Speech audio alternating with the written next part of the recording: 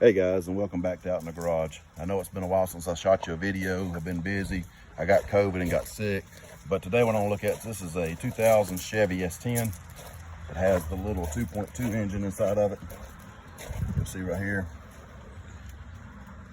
The chief complaint with this one here is that it's leaking oil. I didn't understand what he was talking about. He told me it didn't have any oil in it, not to crank it, so I put some oil in it. And then when I crank it, I'm going to show you here in just a second what the problem is and how I found out. Hopefully it'll help you save some money. For demonstration purposes, what I want to show you is I went ahead and I topped off my oil, so I've got good oil pressure or good oil in the engine. I want to show you what I'm looking at, so when this thing cranks up, what it's doing. I'm not going to run it long because it does have a major oil leak.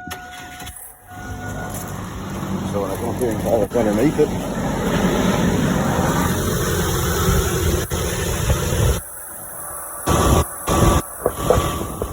so like I said, with it running, you saw it leaking.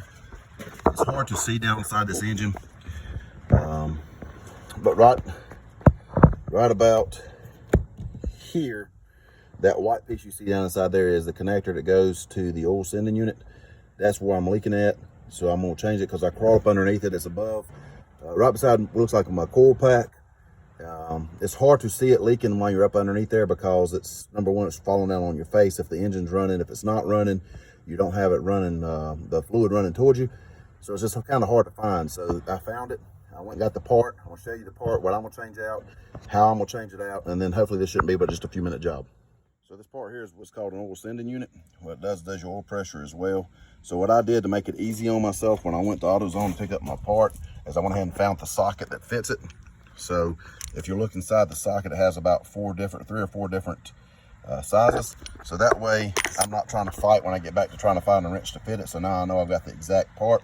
So what I did is I went to the counter, ordered the part that I needed, and then went over to the help aisle and found the socket that fits it. That way I know I've got the exact socket that I need. The first thing I'm gonna do is reach down there and disconnect that sensor. The connection that I told you, it's right inside this hole right here. You can see it. I can get my hand down inside there. I'm gonna disconnect it first, then I'm gonna put my socket on it.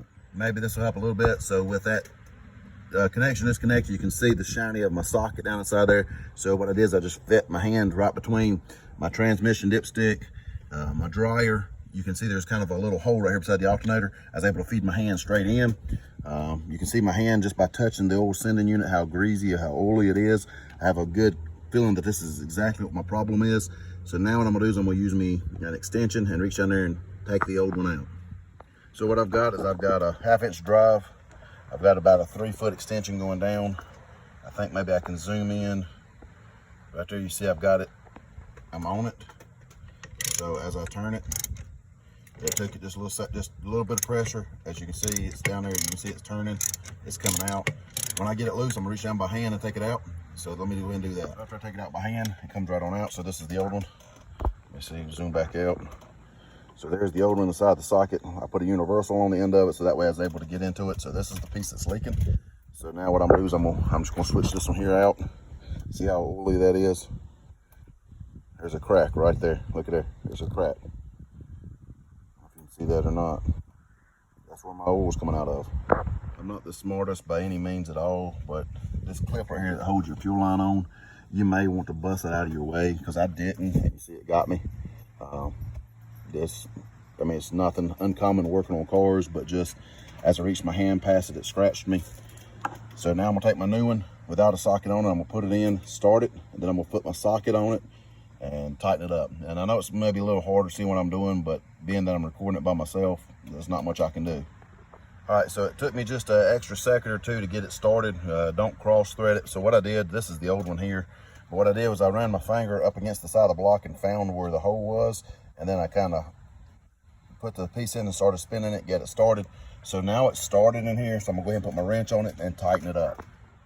Okay, and just like that, I just reversed the process. I put my wrench in there, right through there, and I tightened it up and I plugged it back in. So now it's all done. So with the exception of you seeing me turn a ratchet, which hopefully you know how to use a ratchet if you're trying to do this, you know, righty tighty, lefty loosey. Got in and got tight. I mean, again, look at this thing, it's plastic, so don't try to over tighten it, don't break it. It's tight, it's in there. So what I'm gonna do, I'm gonna check the oil again because I ran it for you to show you that there was no, where it was leaking at. I'm gonna top my oil off again, and then I'm gonna show you, hopefully we got the thing fixed, which, like I said, with a crack in the side of it, I'm pretty sure this was my problem. So let me put some oil in it and I'll show you again. All right, so I checked the oil in it and made sure I had good oil. Here's my oil gauge here. Got oil pressure built up. And then I'm run right here and check.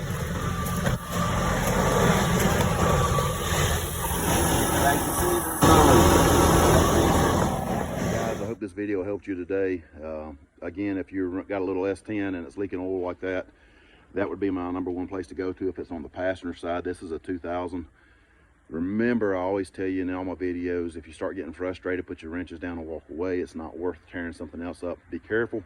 Make sure that if you're climbing underneath it, that you've got the vehicle supported. I hope this helps.